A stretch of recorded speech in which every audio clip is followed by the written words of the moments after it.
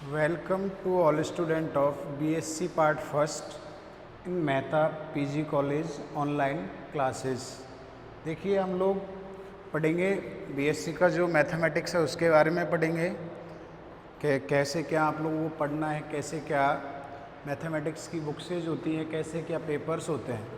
अभी आप लोग देखो ट्वेल्थ करके आए हो, वहाँ पे आपके एक पेपर होता था पूरा। जो पेपर होता था उसमें जो सारे टॉपिक्स होते थे वो सारे आपको करने होते थे, सारे एग्ज़ाम के लिए प्रिपेयर करने होते थे। यहाँ पे जो होगा थोड़ा चेंज होता है कि अपन के जो पेपर होंगे मैथमेटिक्स के वो होंगे 3 पेपर्स होंगे। अपने जो पेपर होंगे मैथमेटिक्स के वो पेपर होंगे 3 और बुक्सेज होंगी यहाँ पे 6 बुक्सेज होती है।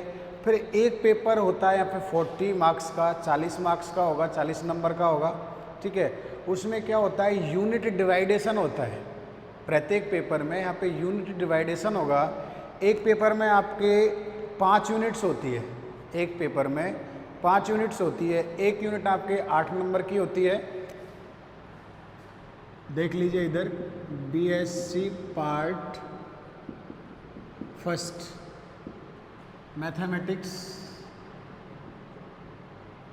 मैथमेटिक्स आप लोग 12th पास करके आए हो तो इसमें जो है यहाँ पे 3 पेपर्स होते हैं। कौन कौन से 3 पेपर होते हैं वो देख लीजिए। पहले डिस्ट्रीब्यूशन देख लीजिए।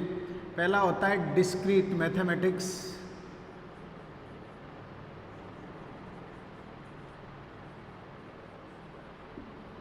विविक्त गणित,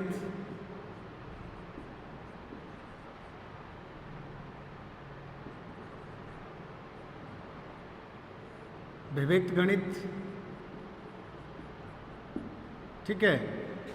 दूसरा होता है कैलकुलस, जिसमें 2 आते हैं, differential calculus and integral calculus. 2 आते हैं, समाकलन और क्या, अवकलन। Differential calculus and integral calculus. समाकलन गणित जिसको कहते हैं आप लोग और अवकलन गणित जिसको कहते हैं। थर्ड पेपर जो होता है वो आपके होता है 2 dimensional geometry, 3 dimensional geometry, 2 dimensional geometry, 3 dimensional geometry and, और जो कि ये पोलर फॉर्म में होता है, पोलर फॉर्म में पढ़ते हैं आर और थीटा की फॉर्म में। और एक होता है एलपीपी करके, लीनियर प्रोग्रामिंग प्रॉब्लम करके होता है, ठीक है। 2 डायमेंशनल ज्योमेट्री, 3 डायमेंशनल ज्योमेट्री और लीनियर प्रोग्रामिंग प्रॉब्लम करके होता है, लीनियर प्रोग्रामिंग प्रॉब्लम करके होता है, ठीक है। इसमें हम लोग ये 3 बुक्सेज होती हैं, इसमें 2 बुक्सेज होती हैं और इसमें 1 बुक होती है, तो टोटल मिला के आपके 6 बुक्सेज होगी। अब एक बुक में आपके इसमें 5 यूनिट्स पढ़नी है आप लोगों को, ठीक है, 5 यूनिट्स। इस पेपर में भी आप लोगों को 5 यूनिट्स पढ़नी होती है और इस पेपर में भी आप लोगों को 5 यूनिट्स पढ़नी होती है। यहाँ पे जो पेपर आता है आपके उसमें 10 क्वेश्चंस आते हैं प्रत्येक पेपर में, जिसमें से एक फर्स्ट और सेकंड में से फर्स्ट करना होता है या सेकंड करना होता है। 10 में से कुल मिला के आपको 5 क्वेश्चंस सॉल्व करने होते हैं। 5 क्वेश्चंस या तो पहला कर दो या दूसरा कर दो। इसी प्रकार 3 और 4 में से या तो तीसरा वाला कर दो या चौथा वाला कर दो। इसी प्रकार 5 और 6 में से कोई एक, 7 और 8 में से कोई एक करना होता है और 9 और 10 में से कोई एक करना होता है। यानी कि इस यूनिट में 5 यूनिट्स होती हैं, पूरे पेपर में 5 यूनिट्स होती है। उनमें एक यूनिट में आपको, एक यूनिट से आते हैं 2 क्वेश्चन। एक यूनिट से पूरा कितना आता है, 2 क्वेश्चन आता है। उसमें से एक क्वेश्चन आपको करना होता है और एक क्वेश्चन आप लोगों को क्या करना होता है, छोड़ना होता है, ठीक है। अब जैसे एक यूनिट में 2 चैप्टर या 3 चैप्टर भी हो सकते हैं किसी में, तो कुछ 2 चैप्टर हम लोग करके चलते हैं, एक चैप्टर यहाँ पे छोड़ने का ऑप्शन होता है, क्योंकि दोनों क्वेश्चन हमको करने नहीं होते। कोशिश हम ज़्यादातर यही करते हैं दोनों करवाने की, लेकिन एग्ज़ाम में आप लोगों को दोनों क्वेश्चन करने नहीं होते, ठीक है। हम लोग जो पेपर पढ़ेंगे वो पढ़ेंगे ये वाला, कैलकुलस।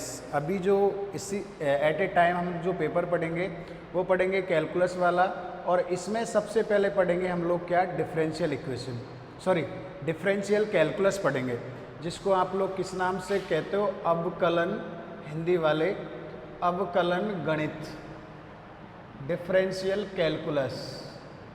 अवकलन क्या कहते हो, गणित कहते हो, ठीक है। अब अवकलन गणित में आप लोगों ने अब से पहले क्या पढ़ा था, अवकलन गणित में आपको फंक्शंस दे दिए जाते थे 12th क्लास में, उनका अवकलन करना, उनके डेरिवेटिव्स निकालना, फर्स्ट डेरिवेटिव निकालना, सेकंड डेरिवेटिव निकालना एंड देयर हाई डेरिवेटिव निकालना, उनके आप लोग डेरिवेटिव्स निकालते थे, ठीक है। फिर आप लोग मैक्सिमम और मैक्सिमा और मिनिमा भी आप लोगों ने अवकलन के बारे में पढ़ा है, मैक्सिमा और मिनिमा, लिमिट निकाल के फर्स्ट सिद्धांत से भी अवकलन करना पड़ा है, ये सारी चीज़ें पढ़ के आए हो। अब यहाँ पे हम लोग पढ़ेंगे डेरिवेटिव्स, यहाँ पे क्या क्या पढ़ते हैं हम लोग, डेरिवेटिव्स पढ़ते हैं, डेरिवेटिव के बारे में पढ़ते हैं, डेरिवेटिव ऑफ आर्क, चाप के अवकलज वगैरह पढ़ते हैं, ठीक है। फिर आगे हम लोगों के एसिम्पोट्स, अनंत स्पर्शियाँ, जैसे स्पर्श रेखा होती है ऐसे अनंत स्पर्शियाँ होती है, एसिम्पोट्स, ठीक है, ये पढ़ेंगे। यहाँ पे हम लोग वक्र अनुरेखण के, कोई वक्र आपको समीकरण दे रखा है, वक्र अनुरेखण वो पढ़ेंगे, ये होती है एसिम्पोट्स। वक्र अनुरेखण, कर्व ट्रेसिंग, कर्व ट्रेसिंग, ठीक है, वक्र अनुरेखण पढ़ेंगे। यहाँ पे चाप के अवकलज पढ़ेंगे, डेरिवेटिव ऑफ आर्क,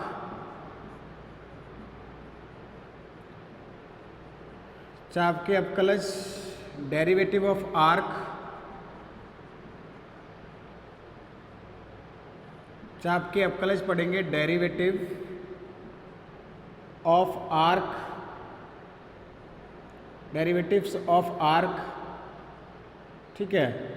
फिर हम लोग यहाँ पे डेरिवेटिव ऑफ आर्क के बाद पैडल इक्वेशंस, पदिक समीकरण पढ़ेंगे, पैडल इक्वेशंस भी पढ़ेंगे, पदिक समीकरण भी पढ़ेंगे, और पदिक समीकरण के साथ साथ हम लोग पढ़ेंगे इस यूनिट में, हालांकि पार्शियल डिफरेंशिएशन भी होता है, लेकिन इस यूनिट में कर्वेचर पढ़ेंगे, वक्रता, वक्रता पढ़ेंगे, कर्वेचर क्या होती है वो बताएंगे, वक्रता, कर्वेचर। और एक और आपके कैलकुलस में एक टॉपिक, दो टॉपिक, ये एक यूनिट में आते हैं, ये दोनों एक यूनिट में आते हैं, और हालांकि एक और आता है इसमें, आंशिक अवकलन। कौन सा आता है, आंशिक अवकलन। इसमें 3 चैप्टर आते हैं, आंशिक अवकलन और अनंत श्रेणी, ये अलग से यूनिट होती है। ये अवकलन तो इसमें आता है, आंशिक अवकलन, पार्शियल डिफरेंशिएशन,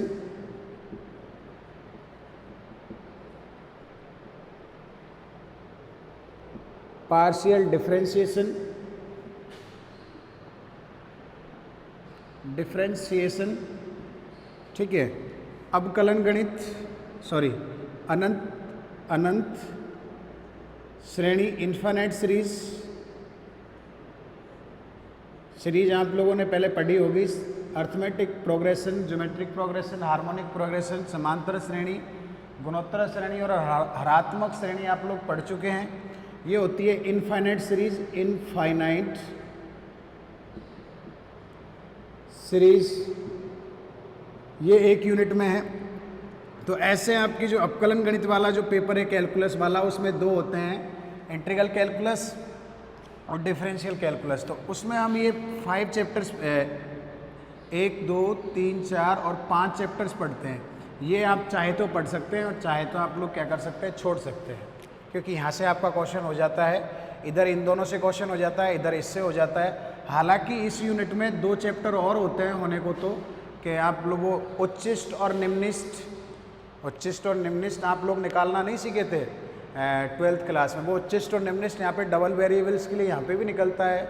और एक और होता है आपके, वो होता है अनवलप, अनवलप निकालना, वो इस यूनिट में आता है। ये वाली जो यूनिट है वो यूनिट है फर्स्ट, ये वाली है जो यूनिट है आपके सेकंड और ये वाली है जो यूनिट है आपके थर्ड। अभी जो हम लोग पढ़ेंगे वो पढ़ेंगे सबसे पहले आज पढ़ेंगे एसिम्पोट्स।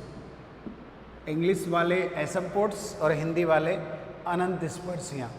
अब अनंत स्पर्शियाँ क्या होती है, क्या काम में आती है? एक तो अनंत स्पर्शियाँ का काम यूज तब होंगी जब हम लोगों को क्या करना होगा, वक्र का किसी कर्व का एल्जेब्रिक आपको इक्वेशन दे रखी है और आपको कहेंगे ट्रेस द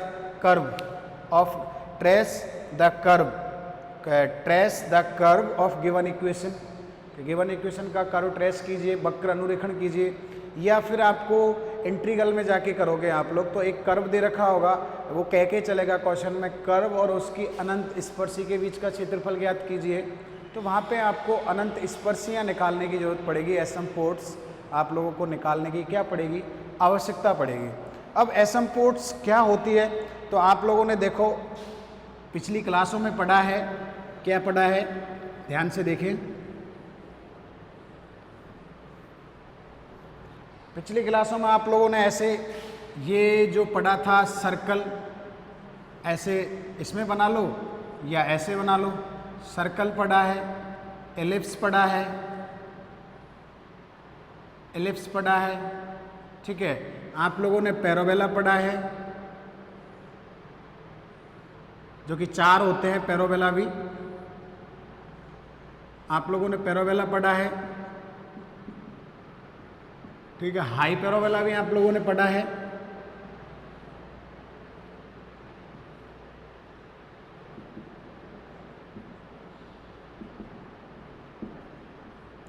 ये सारे आप लोगों ने पढ़ा है और आप लोगों ने इनकी टेंजेंट लाइंस भी पढ़ी है। तो देखो ये जो सर्कल होता है x² + y² = a², इसका इक्वेशन, एलिप्स का x² / a² + y² / b² = 1, ये y² = 4ax, ये सारे कर्व होते हैं, ग्राफ नहीं होते, सारे कर्व होते हैं। और ये high parabola x² / a² - y² / b² = 1, ये वाला हाई पैराबोला होता है कि माइनस, इक्वेशन में तो माइनस आ जाता है, जो ये वाला पार्ट होता है ये ऐसे ब्रेक हो जाता है, तो ये हाई पैराबोला।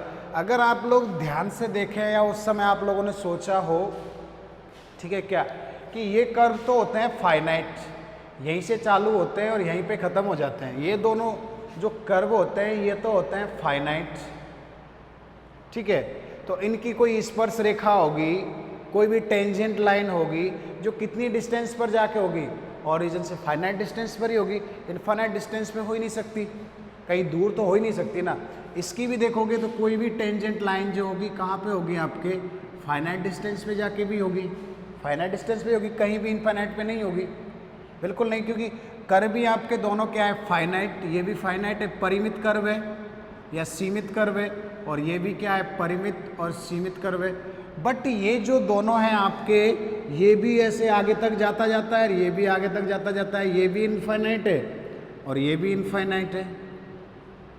तो अगर ये इनफाइनाइट तक है तो इनफाइनाइट तक कर्व जा रहे हैं, तो हो सकता है ना इसकी कहीं फाइनाइट पे ना, हालांकि इनकी फाइनाइट पर भी स्पर्श रेखाएं होती है, टेंजेंट पे, जैसे मूल बिंदु से ये P ले लिया अपने, ओरिजिन जो है इससे फाइनाइट डिस्टेंस पर P ले लिया, तो इस पे जो अपन स्पर्श रेखा की बात करते हैं वो तो मात्र उसको टेंजेंट लाइन कहते हैं। कोई भी जो लाइन इसको टच करती है किसी पॉइंट पे, उसको हम लोग टेंजेंट लाइन कहते हैं, टेंजेंट लाइन।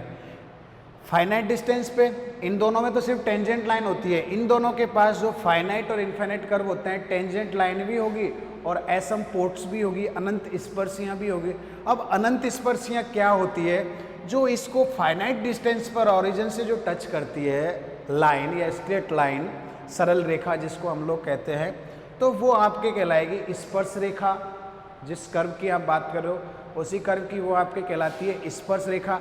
बट अगर आपके कर्व इनफाइनाइट है, लेकिन अपना जो कर्व है वो आपको दे रखा है इनफाइनाइट, यानी इनफाइनाइट तक जा रहा है, उसका पता नहीं कहाँ तक जा रहा है, और उस पर उसको कोई रेखा, उसको कोई सरल रेखा, उसको कोई स्ट्रेट लाइन अगर मूल बिंदु से इनफाइनाइट डिस्टेंस पे जाके कहीं ना कहीं टच करती है, मूल बिंदु से इन्फानेट, इधर भी अपन इन्फानेट तक जाते हैं, इधर भी इन्फानेट तक जाते हैं, ऊपर भी इन्फानेट तक जाते हैं, नीचे भी इन्फानेट तक जाते हैं। तो कहीं उसको अगर इन्फानेट डिस्टेंस पे जाके टच करती है, एक स्ट्रेट लाइन या सरल रेखा इन्फानेट डिस्टेंस पे जाके टच करती है, तो उसको हम लोग कहते हैं एसिम्पोट्स। उसको हम लोग कहते हैं एसिम्पोट, अनंत स्पर्शी। जिस भी कर्व की अनंत स्पर्शी होगी, आपको यहाँ सिर्फ एक एल्जेब्रिक इक्वेशन दे दी जाएगी, वो अपन को पता नहीं है, इनमें से नहीं होगा कोई भी एल्जेब्रिक इक्वेशन, बीजीय समीकरण दे रखा होगा और कहेगा कि उसकी अनंत स्पर्शियाँ निकालिए। फिर अगले चैप्टर में जाके कहेगा उसके वक्र का अनुरेखण कीजिए कि इसका वक्र कैसा होगा। तो वक्र अनुरेखण के लिए सबसे पहले एसिम्पोट्स की जरूरत पड़ती है। तो एसिम्पोट्स निकालना हम लोगों को यहाँ सीखना है। देखो, एसिम्पोट्स निकालना काफ़ी क्वेश्चंस में बड़ा इजी है, बड़ा इजी है, जो आप लोग बड़े आसानी से कर सकते हो। और काफ़ी क्वेश्चंस में थोड़ा इजी कम है, थोड़ा इजी कम है, थोड़ा कठिन है। तो वो हम लोग आपको तरीका बताएंगे, सबसे पहले कैसे निकालना है, कौन सा फॉर्मूला लगाना है, तो हम जो बताएंगे आप लोगों को साथ के साथ उसको सॉल्व करना होगा। अब मैंने इन लैंग्वेज जर्नली जो अपनी भाषा में तो कह दिया कि इसको मतलब जो कर्व है, इसको मूल बिंदु से इन्फानेट डिस्टेंस पे जाके कोई रेखा, कोई स्ट्रेट लाइन अगर टच करती है तो उसको हम लोग क्या कहते हैं, एसिम्पोट्स कहते हैं। उसको हम लोग क्या कहते हैं, एसिम्पोट्स कहते हैं। लेकिन एसिम्पोट्स की ये परिभाषा नहीं है। एसिम्पोट्स की हम लोग परिभाषा लिखेंगे, देखो एक मिनट,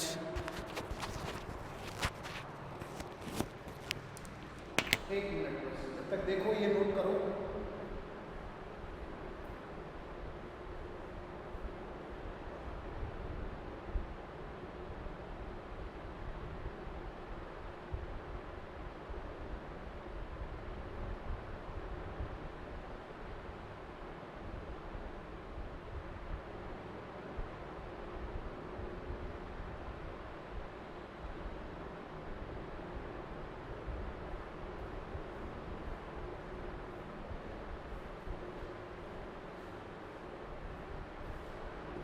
ठीक है, अब हम लोग इसकी परिभाषा पढ़ते हैं। देखो परिभाषा होती क्या है।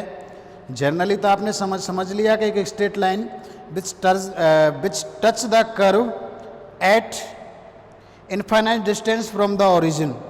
ओरिजिन से कितनी डिस्टेंस पे जाके टच करे, इनफाइनाइट डिस्टेंस पे जाके टच करे, उसको हम लोग क्या किस नाम क्या कहते हैं, एसिम्पोट्स कहते हैं, अनंत स्पर्शिया कहते हैं। ठीक है, पर डेफिनेशन क्या होती है वो ध्यान से समझ लीजिएगा।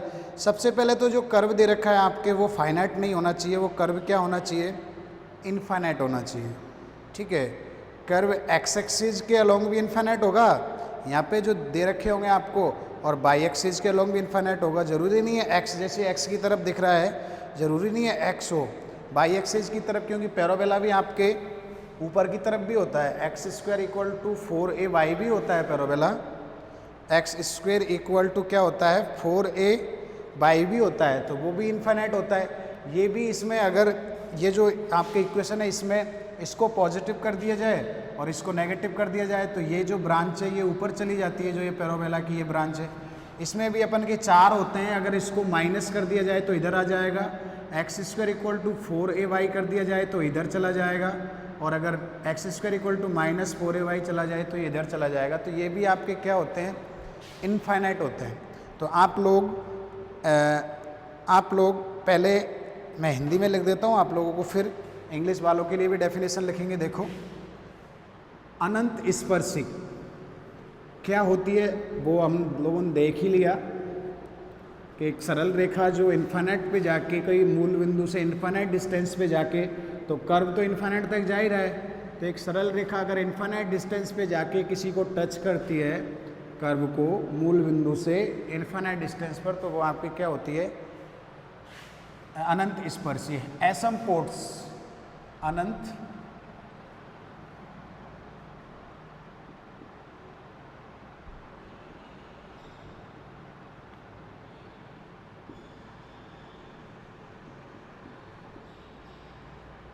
अनंत स्पर्शी, एसिम्पोट्स। ठीक है, अनंत स्पर्शी इंग्लिश में कहते हैं एसिम्पोट्स।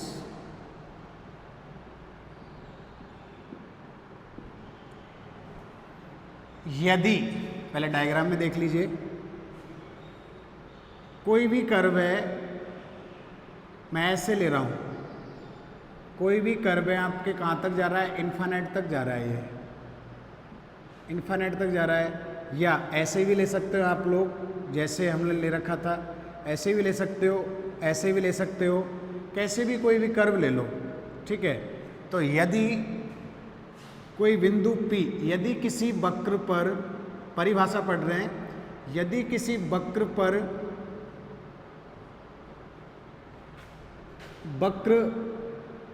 यदि किसी वक्र पर कोई पॉइंट, यदि किसी वक्र पर कोई बिंदु P, कोई बिंदु P अनंत की ओर अग्रसर हो, अनंत की ओर अग्रसर हो। अग्रसर का मतलब, कहने का मतलब, यदि किसी कर्व पर, कर्व का कोई बिंदु अनंत तक जाता हो कर्व पे, जैसे यहाँ से यूँ मूव करता करता करता करता कहाँ तक जाता हो, अनंत तक जाता हो, अग्रसर हो,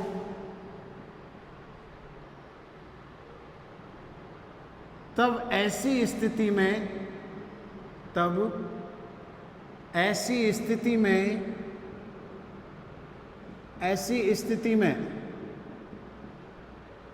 यदि, ऐसी स्थिति में यदि, ऐसी स्थिति में यदि बिंदु P की, क्योंकि अब बिंदु P कहाँ तक जा रहा है, अनंत तक जा रहा है, बिंदु P की एक सरल रेखा से, पहले तो यहाँ लिखोगे बिंदु P की एक सरल रेखा से लंबवत दूरी, सरल रेखा से लंबवत दूरी शून्य की ओर अग्रसर हो, लंबवत दूरी शून्य की ओर अग्रसर हो, शून्य की ओर अग्रसर हो। यानी कि जो पॉइंट है, जैसे ये आपके कर्व है, पॉइंट है कहाँ पे जाके, इन्फिनिट पे जाके पॉइंट P है, और कोई रेखा है ये वाली सरल रेखा, उसकी और इसके बीच की जो ये डिस्टेंस है, ये परपेंडिकुलर डिस्टेंस है P पॉइंट के इसके बीच की, ये जो डिस्टेंस है किसकी तरफ जाए, जीरो की तरफ जाए, यानी टेंड्स टू जीरो। तो ये स्ट्रेट लाइन है, धीरे धीरे धीरे धीरे किधर की तरफ आएगी, P की तरफ आएगी। तो ये अगर point tends to infinite and distance between tends to zero, तो जो ये लाइन है आपके, ये इसका एसिम्पोट्स बन जाएगा, क्या बन जाएगा, अनंत स्पर्शी बन जाएगा। अगर शून्य की ओर अग्रसर हो, ठीक है। यहाँ पे आप लोग तब की जगह लगाओगे तथा, ऐसी स्थिति में तब यहाँ लगाओगे, तब अग्रसर हो, तब यह सरल रेखा या इस सरल रेखा को, तब इस सरल रेखा को हम वक्र की अनंत स्पर्शी कहते हैं, या क्या कहलाती है, वक्र की अनंत स्पर्शी कहलाती है। किसी भी वक्र में अनंत स्पर्शी एक भी हो सकती है और एक से क्या भी हो सकती है, ज़्यादा भी हो सकती है। अनंत स्पर्शी कहते हैं, एसिम्पोट्स कहते हैं कि पॉइंट P कहाँ तक जाए, इन्फिनिट तक जाए। मैं डायग्राम वापस बना देता हूँ, देखो। कोई भी कर्व है, जरूरी नहीं है पैराबोला ही हो, कोई भी कर्व है आपके इन्फिनिट तक जा रहा है, x बाई, इस पे डॉट डॉट डॉट, ये पॉइंट P पहले यहाँ था, यहाँ था, यहाँ था, यहाँ था, डॉट डॉट डॉट, बहुत दूर जाके मान लेते हैं यहाँ इन्फिनिट है। तो यहाँ पे कोई सरल रेखा से इसकी जो परपेंडिकुलर डिस्टेंस है, ये वाली टेंडिंग टू क्या हो, जीरो, और कर्व आगे भी जा रहा है, ऐसा नहीं यहीं पे रुक गया हो। अगर टेंडिंग टू क्या हो, जीरो, तो उस केस में जो ये है ये इधर की तरफ आएगी, इस बिंदु पे जाके कहीं ना कहीं इसको टच करेगी एट इन्फिनिट पे, तो ये जो है आपकी हो जाएगी अनंत स्पर्शी।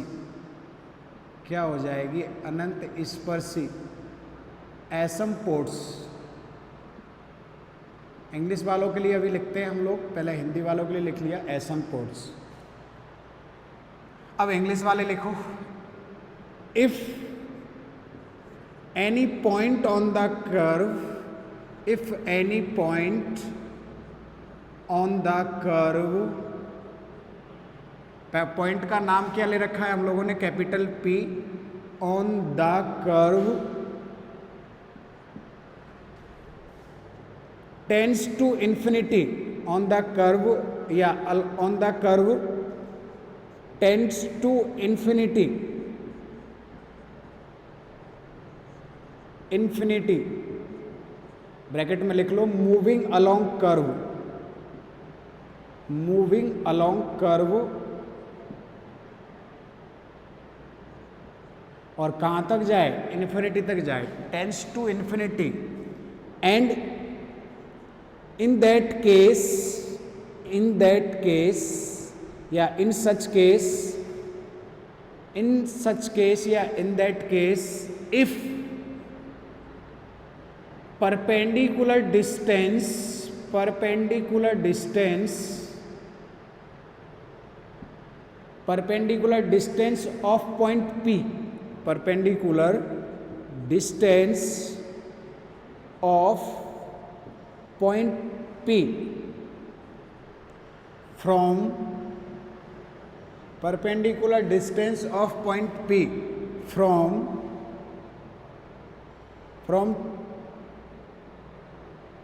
a straight line, from a straight line tends to 0, from a straight line tends to 0, if any point P, कहाँ तक जा रहा है? कर्व पे इन्फिनिट तक जा रहा है, ठीक है। और इनके पॉइंट जो P है कर्व पे, उनके और एक स्ट्रेट लाइन के बीच की जो परपेंडिकुलर डिस्टेंस है वो टेंड्स टू क्या हो रही है? 0। देन इट्स कॉल्ड, इट्स, ये स्ट्रेट लाइन के बारे में बात कर रहा है, it's called asymptotes, asymptotes of given curve, asymptotes of given curve. Asymptotes का मतलब है tangent at infinite distance from the origin, that is tangent of the, tangent to the curve, tangent to the curve, tangent to the curve at infinite distance, at infinite distance from the origin, origin।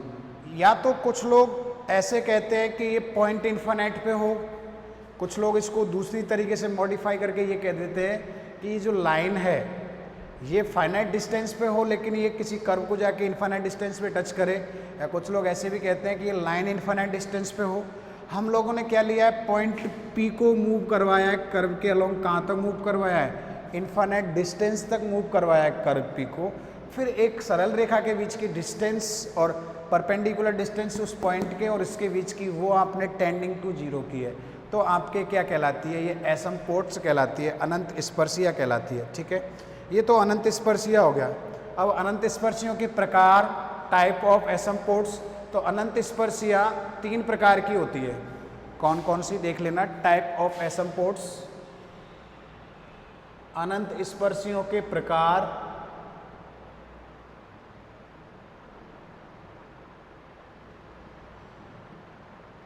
स्पर्शियों के प्रकार, type of एसिम्पोट्स,